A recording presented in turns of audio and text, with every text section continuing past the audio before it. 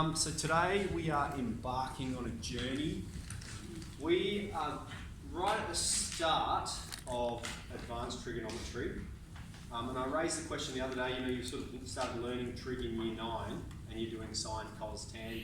Has anyone, and I raised this to Tom, I was talking to Tom about it, has anyone ever just in their calculator put in sine to see what sine equals?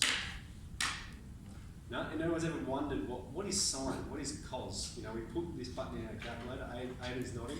I was always curious in year 8 and 9, and if you go in your calculator and just press sine and equals, you don't have to do this now, it's just going to say syntax error or math error. Okay? So we're going to learn all about what sine, cos and tan are, because it's not a number, alright? It's a function. And we're going to learn how we derive that function and where we get it from. So this is probably where things are going to start escalating a bit in terms of difficulty. Today's will be pretty straightforward, I think, but I'm talking about in lessons to come when we're really getting into the meat of the unit circle. So get excited, buckle up, hold on to your seats. So here's radian and degree measure, and you've had your calculator set in radians before, and you're going, it's giving me the wrong answer, what's going on? That's because there's two ways in which we can represent angles. We have degrees, and I've written here it's an arbitrary measure. That means it could be any number. We could divide a circle into 100 pieces if we wanted to. We could do it into 1,000. Does anyone know where 360 comes from? Okay, Babylon, they had a base 6 counting system. And 360 is a powerful number because it's divisible by every single number from 1 to 10, except 7. All right, so that's why, because it's easy to divide. So yeah, it's just like a pizza, but cut into 360 pieces, and each slice, or each edge of the slice represents 1 degree. Radians, let's explain that, is a measure of angle whereby the angle is how many radii make up a curve, okay? So let's say we've got this circle here, and I'm talking about this segment here where this is the radius, okay? We don't know its length, it's just r, but whatever that length is there, the distance around the outside of the sector to here is also r, okay? Let's say this is 5 centimetres, it means the distance from here to here is also 5 centimetres. So that angle in there is 1 radian. And intuitively, we use a C to represent radians, of course. That makes sense, doesn't it? Okay, if we were to have 2 times the radius around, so sticking with our example again, so if we had a radius of 5 centimetres, and we went 10 centimetres around the circle, our angle would be 2 radians. Okay, here, 1.5 times the radius, an angle of 1.5 radians. Now, 1 full measure in radians is 2 pi. That means 2 times pi. We know pi is 3.14 with another infinite number of decimal places.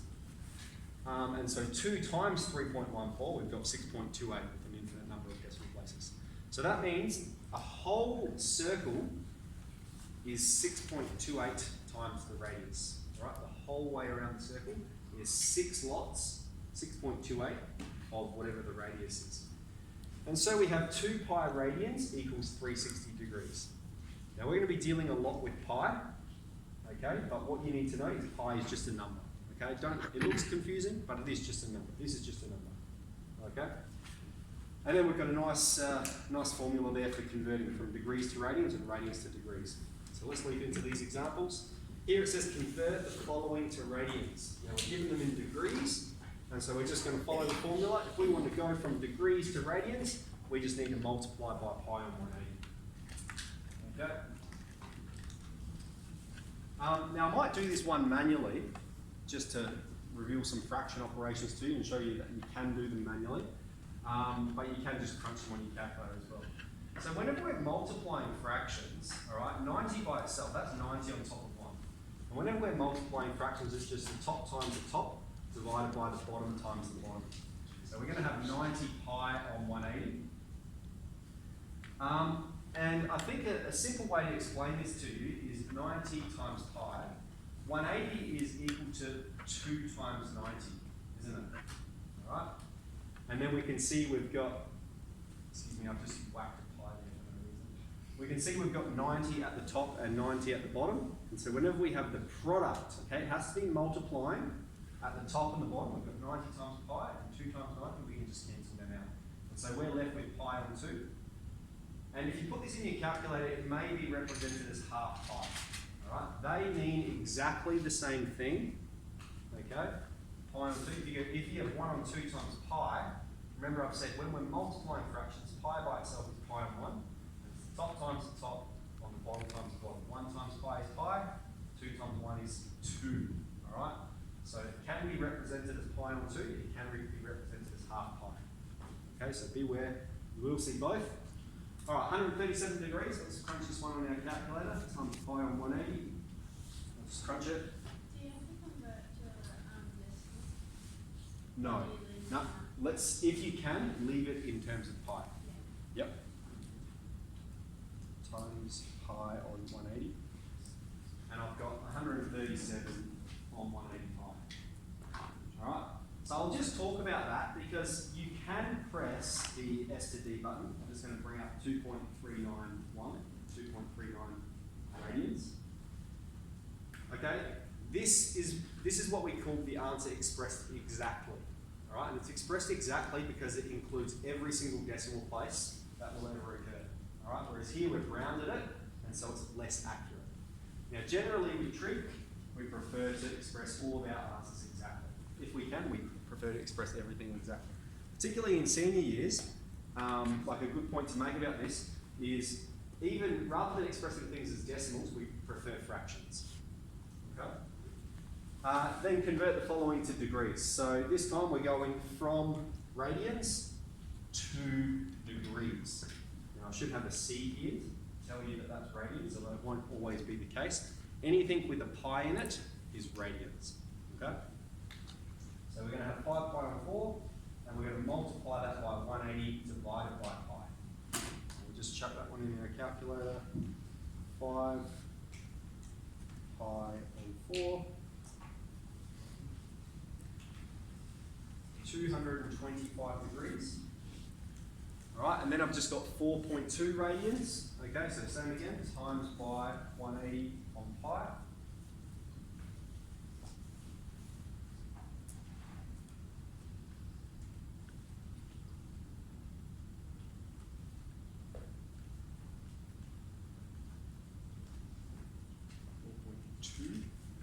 And I've got 240.6, so 241 degrees.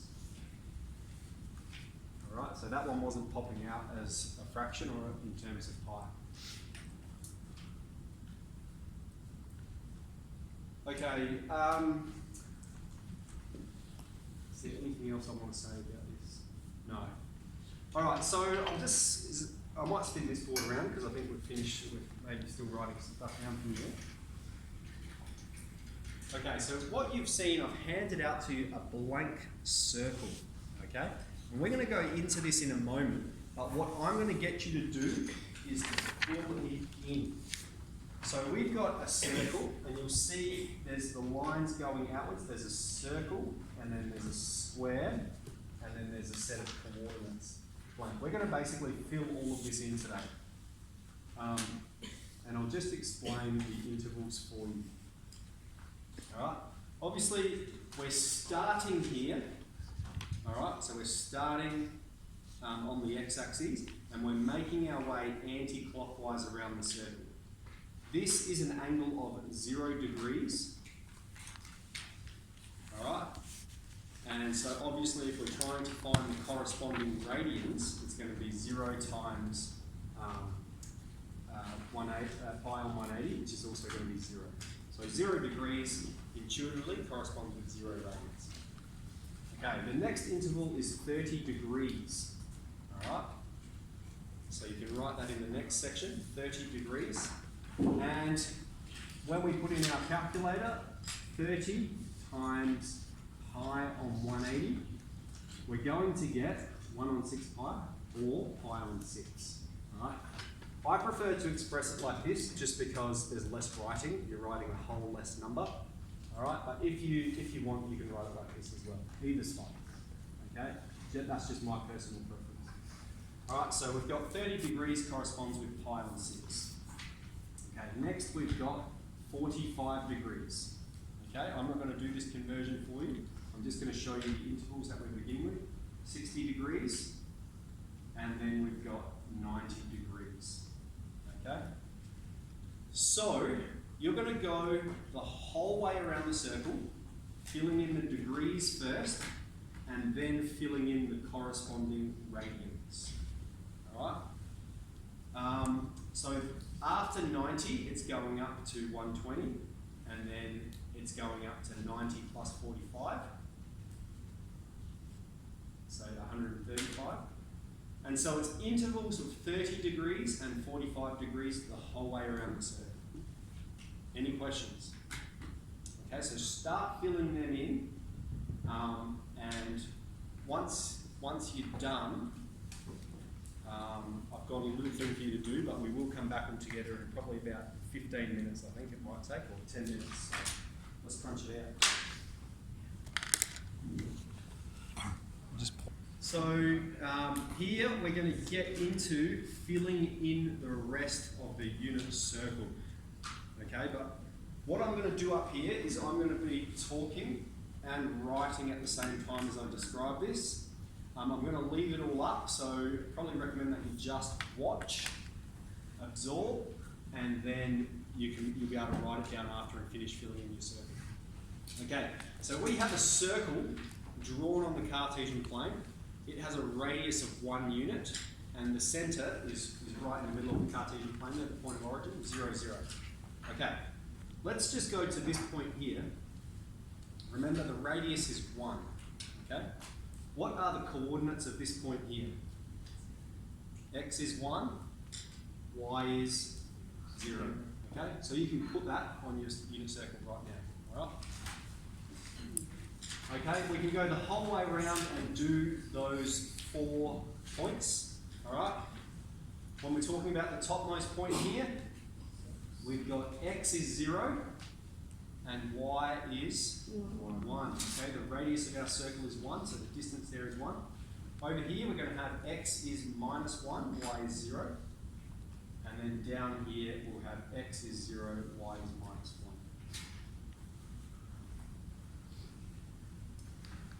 1. Okay. Now what we want to do though is we want to fill in for all of those other coordinates the whole way around the unit circle. Now I've said, let's imagine we've got this point here and it has these coordinates, X and Y. We don't know what they are, there's some numbers, okay? And that it's dictated by angle theta, okay? So if theta is 0, point P is going to correspond with this coordinate, isn't it? If theta is 30 degrees, it's going to be about there. If theta is 60 degrees, it's going to be about here. And so the coordinates depend upon the angle. Alright, that's what we're saying so far. The coordinates depend on the angle. So we're going to just draw a dotted line down here, and we can see we've got a right angled triangle. Alright, so I'm going to extract that from this diagram and draw it over here. We've got a right angled triangle. This is theta, this is 90. Okay. I'll leave that at that's point P now, that's got coordinates X, Y. What is this distance here? 1. Okay, the radius of the circle is 1. So this distance here is 1 unit. Okay, and we're going to use right angle trigonometry to find these sides in terms of sine and cos.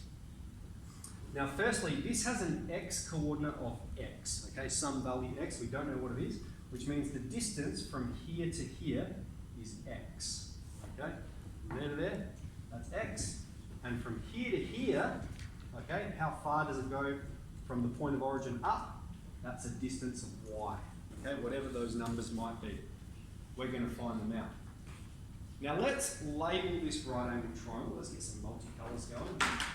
So we'll go with H, A, and O. Alright, you've got our adjacent connecting these two, hypotenuse opposite the right angle, and then theta opposite, O opposite theta, for the side remaining. So we can see by definition, alright, that, let's say we're trying to solve for x, okay? We're trying to solve for x here, and so we've got the adjacent side and the hypotenuse, alright? So if I just write Sophocles up here, as we've got A and H, the ratio we're going to be talking about is cos. And so by definition, we have cos theta is A on H. All right. Now, A corresponds with x. So we've got cos theta is x on top of H corresponds with 1.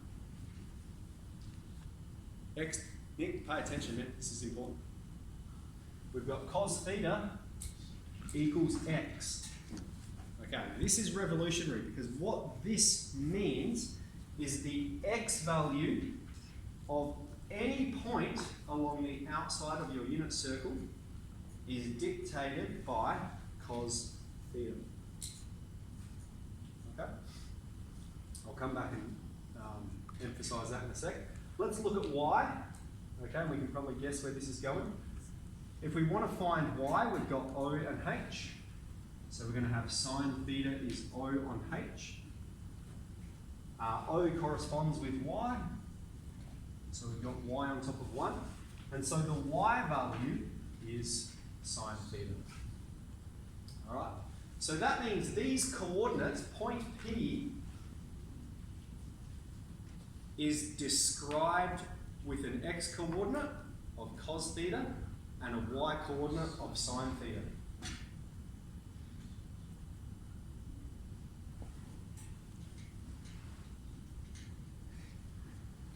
Okay, so let's make that statement again. X is cos theta, y is sine theta.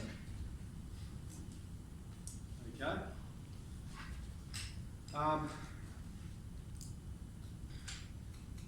So I'll just show you two more identities we can derive from that, and then we'll get into filling in the unit circle.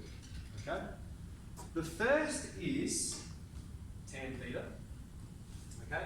If we were to find tan, we would say tan is equal to O on A,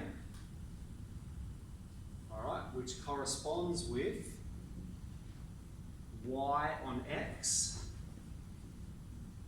And we already know y equals sine theta and x equals cos theta. So we've got tan theta is equal to sine theta divided by cos theta.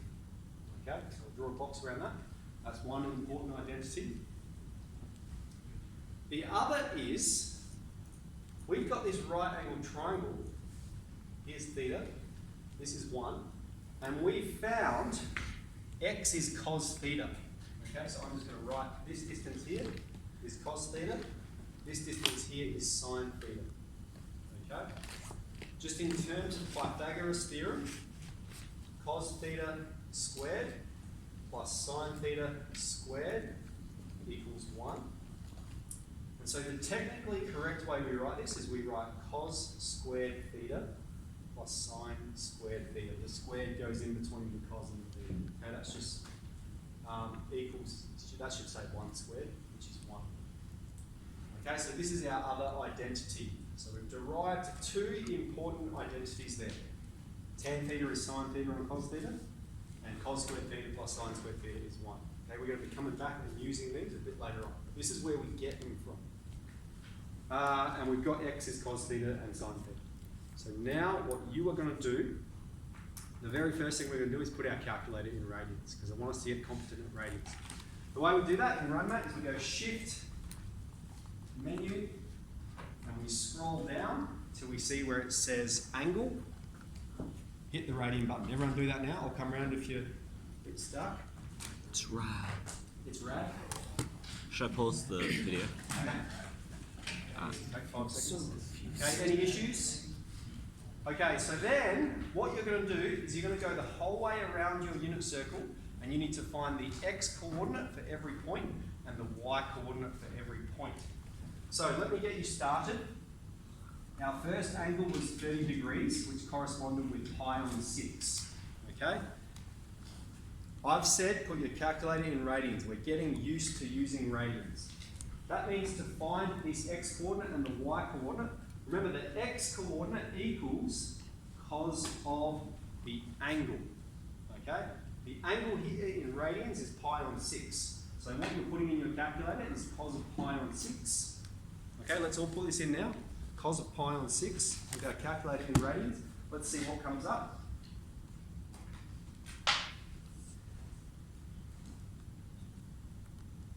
What'd you get, Tom?